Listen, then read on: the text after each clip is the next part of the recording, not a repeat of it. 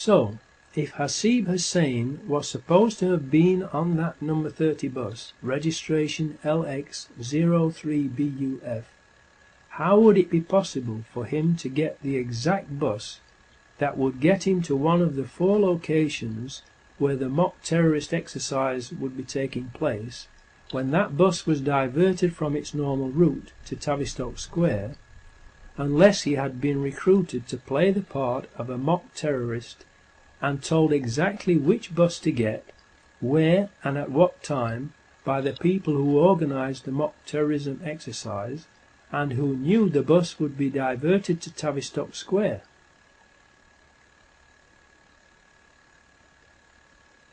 The odds against that happening by coincidence are unbelievable, and thus it is not possible that it was a coincidence. Another unbelievable coincidence is that all of the CCTV cameras at all 4 of the blast sites were not working that day.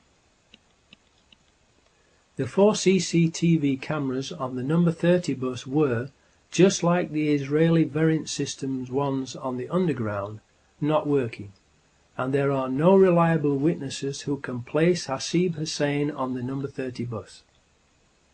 Richard Jones is an unreliable witness whose physical descriptions of the man he says was the suicide bomber does not fit with Hasib Hussain's appearance or what he was wearing that day. So there is no proof that Hasib Hussain was either on that bus or blew it up. Even so, he has been tried and wrongfully found guilty of blowing up the number 30 bus by the government-organised and controlled media machine, without a shred of real evidence. They claim to have found Hasib Hussain's ID in Tavistock Square. However, they also claim that ID from another of the 4, Mohammed Siddiqui Khan, was found in at least 2, some reports say 3, separate blast locations. He cannot possibly have been in 2 or all 3 locations at the same time, proving that these items were planted after the blasts. How could their IDs have survived suicide bomb blasts? Millions of people are aware of the magic fireproof Mohammed Atta passport that was planted at the World Trade Center on 9/11.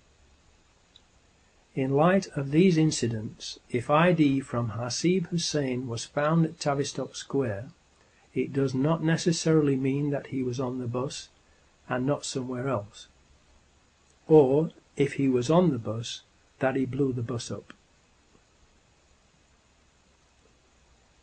What has happened to the presumption of innocence, and being considered innocent until proven guilty and convicted by a jury of your peers in court, that has always been the mainstay of British justice? The most likely case is that the number 30 bus had been pre-rigged with explosives during its previous service, when the CCTV cameras were disabled.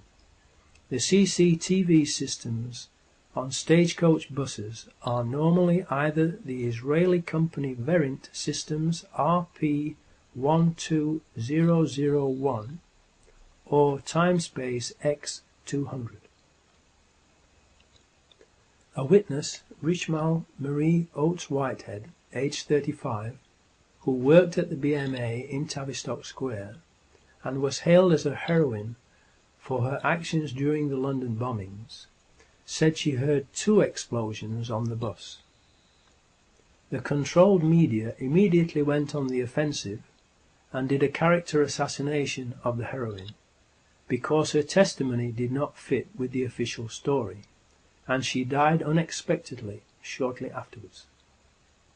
However, other witnesses also reported a second explosion on the bus.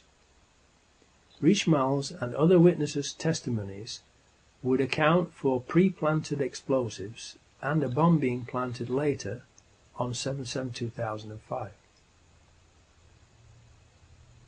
What we can be certain about, though, is that, either on the bus or elsewhere, Hasib Hussain, like the other 3 Muslim patsies, was murdered. 7th chapter title, Pre-planted explosives.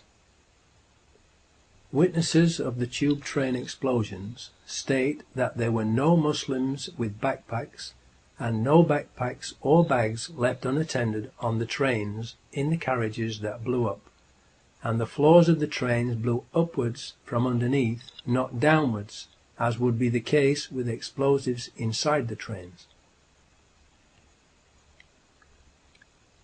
Explosives under the train floors, powerful enough to rupture the carriage floors and bend them upwards, would also lift the carriages up off the rails and derail them, as did happen.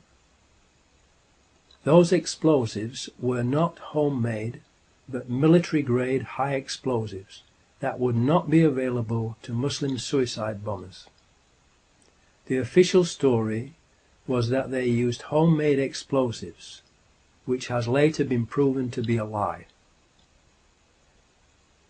So we know from reliable eyewitnesses, who can be traced, that there were no backpack homemade bombs or Muslim bombers inside the tube train carriages that blew up, and that the floors blew upwards, so the bombs, which were made from military-grade explosives, must have been fastened underneath the floors of the train carriages.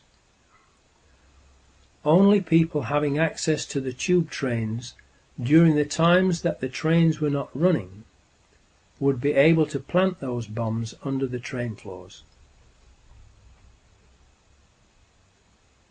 Benjamin Netanyahu, the Israeli finance minister, said that he was warned by Scotland Yard not to leave his hotel room on the morning of 7/7/2005 before the first explosion was reported, implying that they had foreknowledge of the plan. Scotland Yard then quickly denied being the ones who had provided the warning, but have not told us who did warn Netanyahu if they did not. Why was Benjamin Netanyahu warned, but not the British people who pay their wages and whom they are paid to protect? Was it because it would have spoiled their evil plan to murder British people, to change the nation's mind about British troops fighting in the Middle East? 2 weeks later, the head of the Israeli Mossad, General Meir Dagan, said that he had warned Benjamin Netanyahu at 08:40 a.m. on 7/7/2005, 10 minutes before the first blast occurred. How did he know what was going to happen in London if Scotland Yard did not warn him? Did he wait to warn Benjamin Netanyahu until it was too late to warn the British people, so as not to spoil their evil plan? Was the London bombing a covert MI5 operation, or an Israeli Mossad operation, or a joint operation by both of them? The British people have the right to know.